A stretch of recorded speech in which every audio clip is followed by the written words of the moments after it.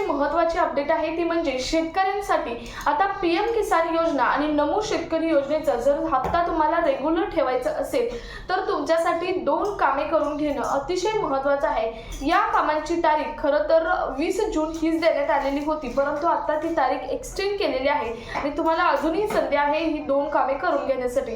ती कामे नेमकी कोणती असणार आहे ज्यामुळे नमो शेतकरी योजना आणि पीएम किसान सन्मान निधी योजना या योजनेचे हप्ते तुमचे रेग्युलर राहणार आहेत। तर ती कामे कोणती आहेत ती तर पाहणारच आहोत। तत्पूर्वी तुम्ही जर आपल्या चॅनलवर नवीन असाल तर चॅनलला सबस्क्राइब करा, त्याचबरोबर शेजारील बेल आयकॉन सुद्धा ऑन करून ठेवा, म्हणजे इथून पुढे येणारं प्रत्येक शेतकऱ्यांचं अपडेट हे तुमच्यापर्यंत येत राहील। तर नमस्कार, मी पूनम आणि तुम्ही पाहत आहात पुन्हा एक नवीन अपडेट।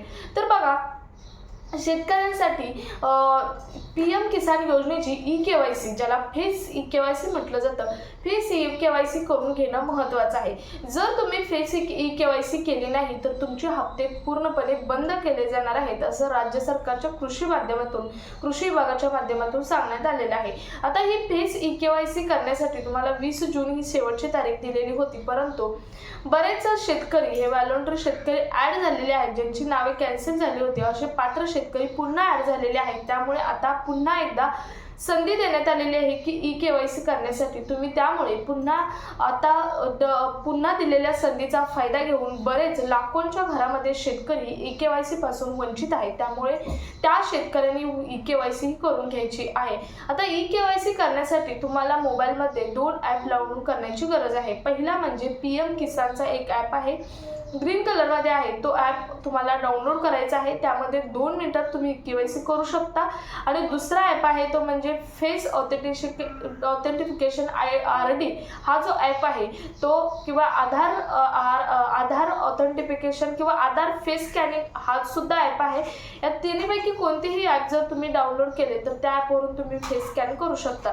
फेस स्कॅनिंग करून तुम्ही तुमचा ई-केवायसी आहे ती ई-केवायसी 2 मिनिटात कंप्लीट होते, तर ती 2 मिनिटात कंप्लीट करू शकता। आता बऱ्याच शेतकऱ्यांना पोर्टलवरून करता येणार नाही, तर त्या शेतकऱ्याने जवळच्या CSC केअर सेंटरमध्ये जाऊन तुमची ई-केवायसी ही करून घ्यायची आहे। जर तुम्ही ई-केवायसी केली नाही तर तिथून पुढे तुमचे हप्ते हे बंद केले जाणार आहेत, असं सुद्धा राज्य सरकारच्या माध्यमातून सांगण्यात आलेलं आहे। शिवाय ज्यांनी फार्मर ID काढला नसेल त्यांनी फार्मर ID सुद्धा काढून घेणं गरजेचं आहे।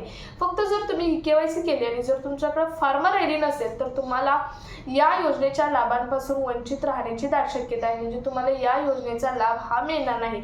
ऑब्वियसली पीएम किसान योजनेचे हे सर्व तुम्ही प्रोसेस केली तर नमो शेतकरी योजनेचा सुद्धा प्रोसेस झाल्याच जमा आहे, कारण पीएम किसान योजनेच्या पात्र लाभार्थ्यांची संख्या यादी ही नमो शेतकरी सन्मान निधी योजनेची यादी ठरवली जाते आणि त्याचप्रमाणे नमो शेतकरीचा हप्ता सुद्धा जमा केला जातो।